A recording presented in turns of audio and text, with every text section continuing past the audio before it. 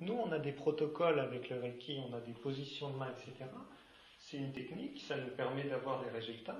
Cela dit, il ne faut pas oublier une chose principale, primordiale, c'est que simplement l'état d'être va être nos facteur de guérison ou non.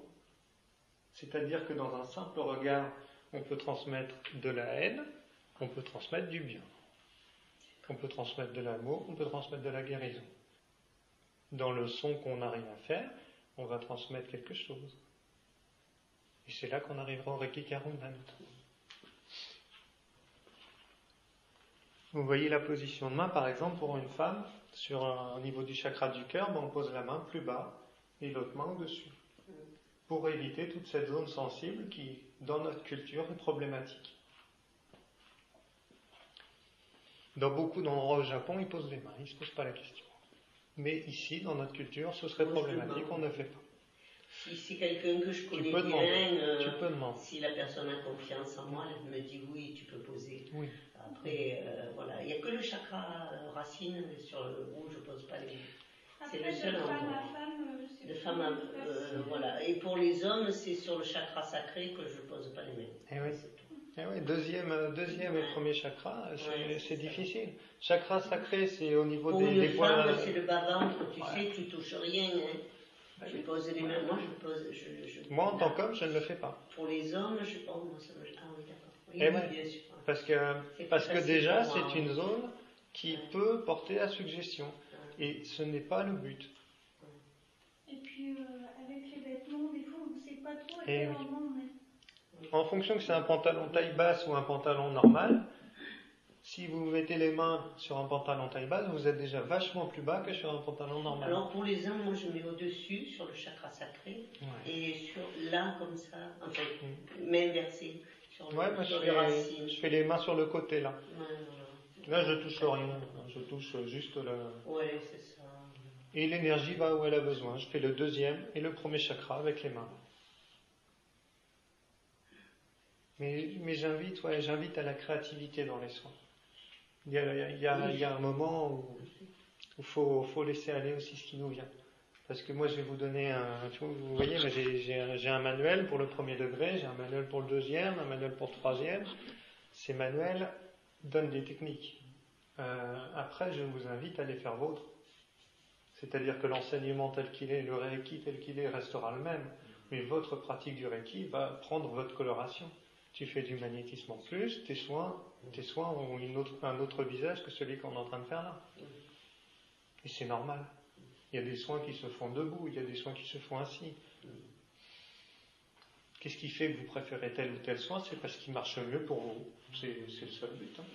C'est que vous trouviez la meilleure méthode pour vous. Par contre, moi, je demande aussi si les gens, si jamais j'aime un son ou quoi, je leur demande si ça va les gêner, parce que j'ai eu des cas où ça gêne.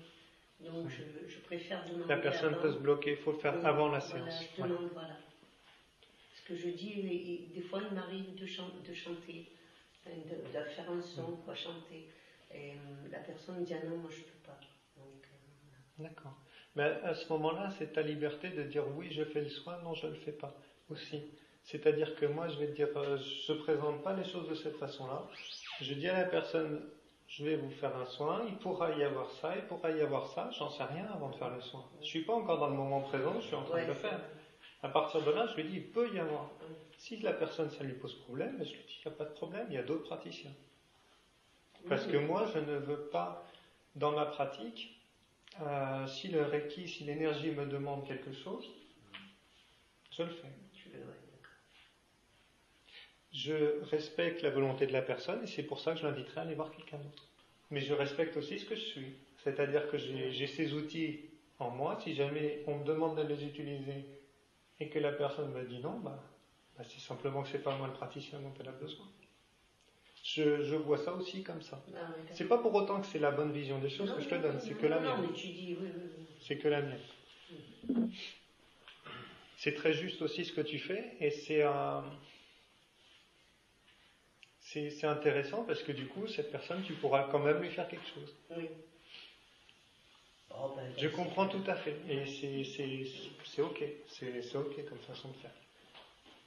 Comme je disais tout à l'heure, c'est aussi, on est au service quand on fait du soin. Il y a aussi cet aspect-là.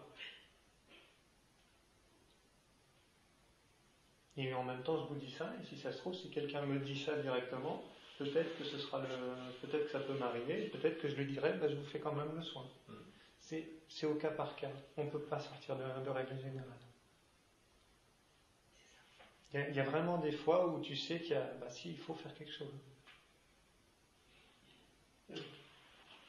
Il est très très difficile de dire c'est comme ça ou c'est comme ça, parce que la vie nous montre à chaque fois des situations différentes où une chose qui nous paraissait évidente devient complètement inutile ou carrément pas adaptée, quoi. Toujours rester bien aligné sur l'éthique et sur la volonté de bien faire. Dans le Reiki, on va être attentif également à une dernière chose, c'est le processus de guérison. En soin Reiki, une chose aussi importante que le soin lui-même, ce sera l'entretien avec la personne. Et c'est pour ça qu'on fait 21 jours d'autotraitement avant de commencer. Pour une raison très simple, c'est qu'on va commencer à se faire des soins sur soi, on va commencer à nettoyer des résistances. Pourquoi on fait ça? C'est pour que quand on reçoit une personne en soin, pendant l'entretien, on ne fasse pas un vilain effet miroir. Qu'on soit en train de raconter notre vie, par exemple, à travers la personne. Qu'on soit en train d'essayer de résoudre nos problèmes sur le patient. On va dire la personne qui reçoit. Parce que, en faisant des soins sur nous, on va devenir, je ne dis pas qu'on va devenir parfait, on va devenir un petit peu meilleur, mais on va avoir du recul. On va prendre plus de recul et être capable d'avoir une vision plus objective des choses avec la personne en soi.